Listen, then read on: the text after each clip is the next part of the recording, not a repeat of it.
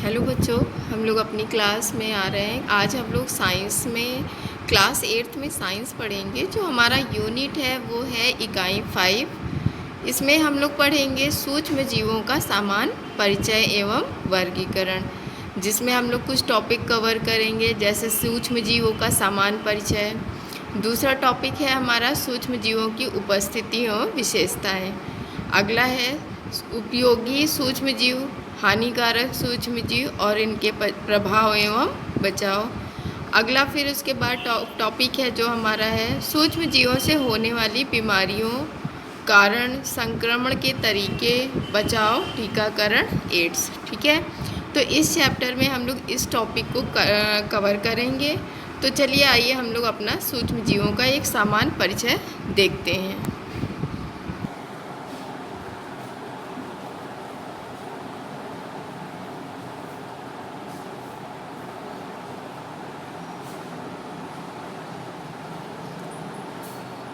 बच्चों, सूक्ष्म जीवों का जो परिचय हम लोग देखने जा रहे हैं, इसमें हम लोग जो टॉपिक कवर करेंगे उसमें देखिए, सबसे पहले आपको बता दूं कि जीव होते क्या है, वो हमारे आसपास है, कैसे हम लोग पता लगाएंगे।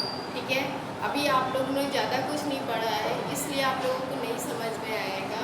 बेसिकली हम लोग स्टार्ट करते हैं कि अगर आपके घर में कोई रोटी है, ठीक है, रोटी या कोई चीज़ सड़ जाती है, ख़राब हो जाती है, जैसे किसी ब्रेड को आप रख देते हैं बाहर, तो ब्रेड पे क्या हो जाता है, कुछ दिन बाद देखिए हरे रंग का एक कुछ परत जम जाती है। तो वो परत होती क्या है? ठीक है, इसी को सूक्ष्म जीव कहते हैं। ठीक है,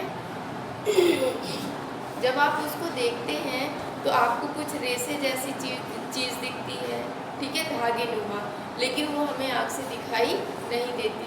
तो सूक्ष्म जीव को देखने के लिए हम लोग सूक्ष्मदर्शी का प्रयोग करते हैं। किसका प्रयोग करते हैं? सूक्ष्मदर्शी।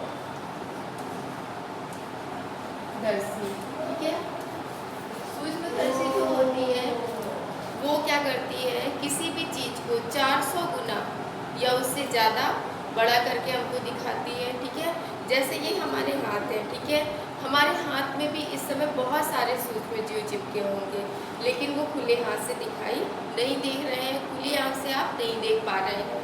लेकिन अगर हम लोग इसको सूक्ष्मदर्शी से देखेंगे तो इसमें बहुत सारे कीटाणु, ठीक है, जीव दिखाई देंगे। ठीक है, इन्हीं को हम सूक्ष्म जीव कहते हैं। तो सूक्ष्म जीव को जो हम परिचय दे रहे हैं, तो सूक्ष्म जीव हमारे पास कोई एक नहीं है, उनको कई भागों में बांटा गया है। तो सूक्ष्म जीवों को जीवाणु, प्रोटोजोआ, विषाणु, शैवाल और कवक, ये 5 वर्गों में इनको डिवाइड किया गया है। ठीक है, जीवाणु का अलग कार्य है, ठीक है, प्रोटोजोआ अलग है, विषाणु अलग है, शैवाल अलग है और कवक अलग है। तो इसमें जो जीवाणु हैं उनकी संरचना, आकार, ठीक है, उपयोगिता, हानिकारी, मतलब हमारे लिए किस प्रकार हानिकारक है, उसी तरीके प्रोटोजोआ। ठीक है, तो चलिए हम लोग एक एक करके इनके बारे में पढ़ते हैं। तो सबसे पहले हम लोग जो है जीवाणु के बारे में पढ़ेंगे कि इनमें इनकी संरचना क्या होती है, इनकी बनावट कैसे होती है। ठीक है, ये किस प्रकार हमारे लिए उपयोगी है और किस प्रकार हानिकारक है।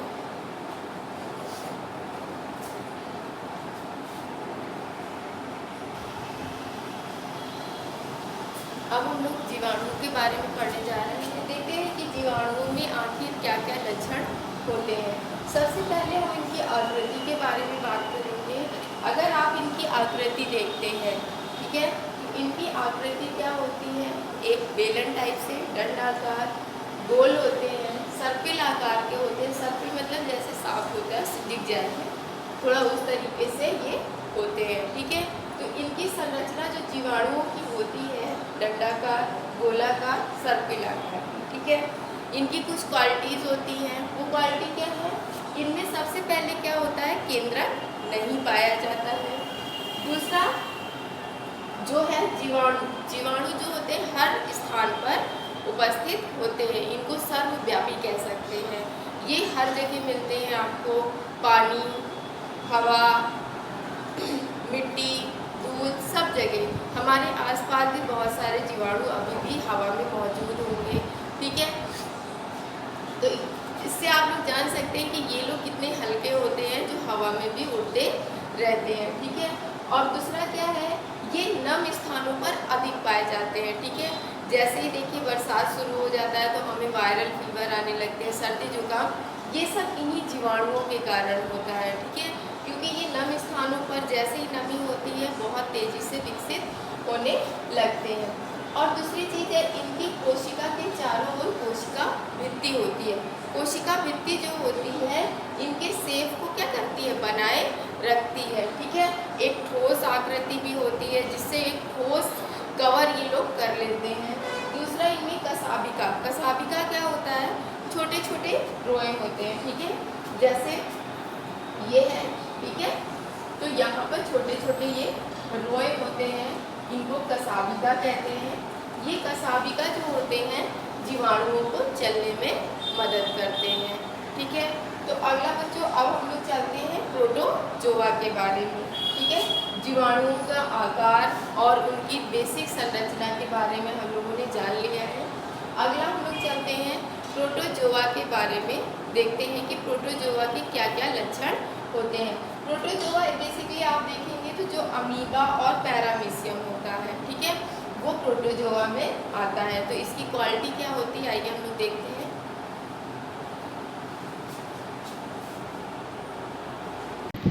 प्रोटोजोआ, तो हम लोग बच्चों प्रोटोजोआ के बारे में पढ़ने जा रहे हैं।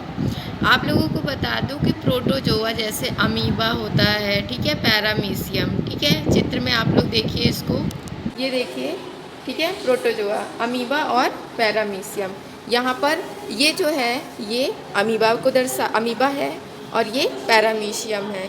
ये मुख्यतः आपको जैसे नदी तालाबों में मिल सकते हैं, ठीक है, या पोखरों में, झील में। ठीक है, इनके अंदर क्या होता है, कुछ कूट पाद होते हैं चलने के लिए।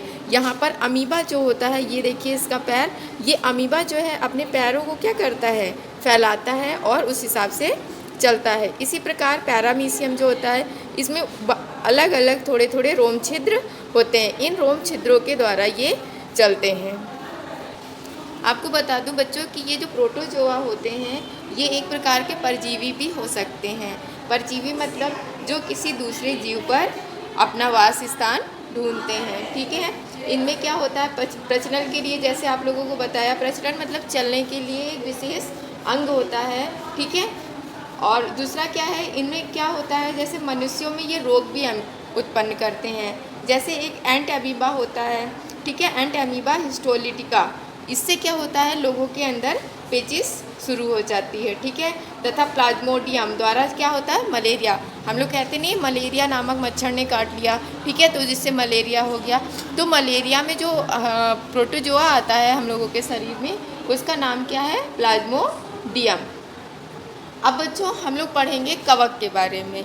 किसके बारे में, हम लोग का जो हम लोग संरचना पढ़ रहे थे जीवों की, उसमें इकाई में, कि जो सूक्ष्म जीव होते हैं जिसमें जीवाणु, विषाणु, प्रोटोजोआ, शैवाल, कवक पाते हैं। तो अभी तक हम लोगों ने जीवाणु, विषाणु और प्रोटोजोआ के बारे में अध्ययन कर लिया। अब हम लोग आते हैं कवक पर। ठीक है, ये कवक का चित्र आप लोग देख रहे होंगे, यहाँ पर ध्यान से देखिए। इनकी संरचना कुछ जाल के हिसाब से होती है। ये कवक जो होते हैं इनको हम लोग अपनी नॉर्मल भाषा में क्या बोलते हैं, फफूंद बोलते हैं। क्या बोलते हैं, फफूंद। घर में आप लोगों के यहाँ ब्रेड वगैरह जब ख़राब होती है या रोटी होती है, उस पर हरे हरे रंग के फंगस टाइप का कुछ लग जाता है, तो ये फंगस ही जो होता है वो फफूंद होता है। ठीक है, उसी को हम लोग कवक बोलते हैं। वैज्ञानिक भाषा में या किताबी भाषा में हम लोग जो फंगस होता है, फफूंद होता है, उसको कवक बोलते हैं। अब आपको बता दूं कि ये जो कवक होते हैं, ठीक है, ये हम लोगों के घर में देखिए अचार है, ब्रेड है, ठीक है, चमड़े की वस्तु, बरसात के दिनों में जैसे कूड़े वगैरह होते हैं उस पर देखिए आप लोग जो छत्ते की तरह आकृति बन जाती है, जिसको हम लोग क्या बोलते हैं, कुकुरमुत्ता। ये देखिए चित्र में जैसे आप लोग एक लकड़ी पे ये देखिए छत्रक नुमा जो संरचना दिखाई दे रही है, इसी को हम लोग कुकुरमुत्ता कहते हैं। इसको भी कवक की श्रेणी में रखा गया है। बच्चों ये कवक की संरचना अगर हम लोग देखें तो ये देखिए आप लोगों को ये जाल जैसी संरचना इसमें दिखाई दे रही है। ठीक है, तो ये जो जाल जैसी संरचना होती है इसको हम लोग क्या बोलते हैं, धागे नुमा संरचना। क्या बोलते हैं, धागे नुमा संरचना। ठीक है, ये धागे की जैसी होती है और ये एक कोशिकीय और बहुकोशिकीय दोनों प्रकार की हो सकती है। मतलब ये इतनी बड़ी होती है, बहुकोश की संख्या में इसलिए रखा जा रहा है क्योंकि इसको हम लोग खुली आंखों से देख सकते हैं। अब आप लोगों को बता दूं कि जो कवक होता है वो कवक क्या होता है, हमारे लिए लाभदायक भी होता है, हानिकारक भी होता है। जैसे कुछ कवक होते हैं जो हमारे वस्तुओं को ख़राब कर देते हैं, ब्रेड में, रोटी में, लेकिन कुछ कवक का प्रयोग हम लोग खाने में करते हैं, जैसे मशरूम। अभी आप लोगों को मशरूम जो हम लोग खाते हैं, ठीक है, मशरूम भी किस में आता है, कवक की श्रेणी में रखा गया है, लेकिन इसका प्रयोग हम लोग खाने पीने में करते हैं। दूसरी जो होती है आँखों के लिए जो इन्फेक्शन हो जाता है, पेनिसिलिन जो दवा होती है, ठीक है, उसका प्रयोग भी हम लोग इस कवक को मारने के लिए करते हैं। तो अगर कवक हमारे लिए हानिकारक है तो लाभदायक भी है। ठीक है, अगला सूक्ष्म जीव हम लोग चलते हैं शैवाल पे। किस पे चलते हैं, शैवाल पे। शैवाल आप लोग बेसिकली जो देखते हैं शैवाल, वो काई होती है।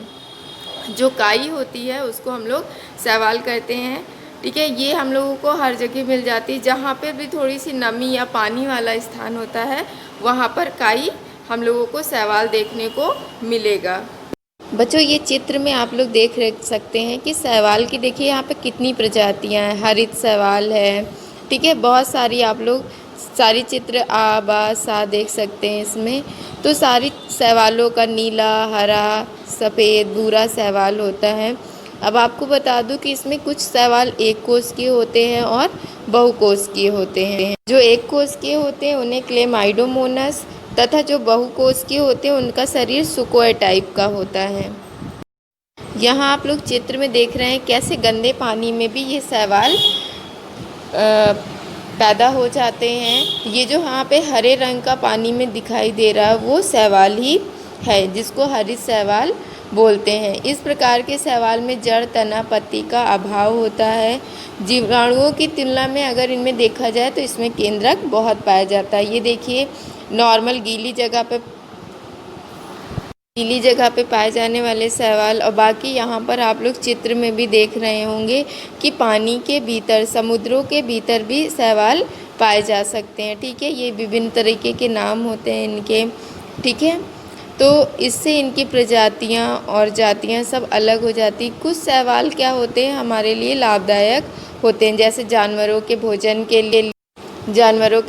के लिए बहुत सारी चीज़ें। अब यहाँ पे बता दूँ कि आपको जो समुद्र में शैवाल पाए जाते हैं उनको डायटम्स बोलते हैं। इनका उपयोग जो होता है हम लोग टूथपेस्ट, तापरोधी ईंट तथा वार्निश एवं पेंट बनाने में करते हैं। तो इस प्रकार जो शैवाल होते हैं उनको हम लोग विशेष प्रकार से उपयोग करते हैं। यहाँ चित्र में आप लोग देख रहे हैं कि जो शैवाल की एक संरचना दिखाई गई है। तो देखिए इसमें कई शैवाल, जितने भी शैवाल हैं सब में एक केंद्रक है। ये किसी एक भाग का सूक्ष्मदर्शी से अवलोकन किया गया है। इस अवलोकन में हर एक भाग में एक केंद्रक है, तो इसलिए इनको बहुकोशिकीय कहा जाता है। और ये केंद्रक क्या करते हैं, ये बहुत तेज़ी से इसमें विकास करते हैं। और इसी हरित शैवाल से हम लोग, जिन्हें क्लोरेला नामक शैवाल कहते हैं, इनसे हम क्लोरेलिन नामक प्रतिजैविक दवा बनाते हैं। ठीक है, तो इस प्रकार बच्चों जो शैवाल होते हैं हमारे लिए लाभदायक भी होते हैं। ठीक है, अब बच्चों आगे के क्लास में हम लोग जो पढ़ेंगे उपयोगी सूक्ष्मजीवों एवं उनके प्रभाव के बारे में अध्ययन करेंगे। थैंक यू बच्चों।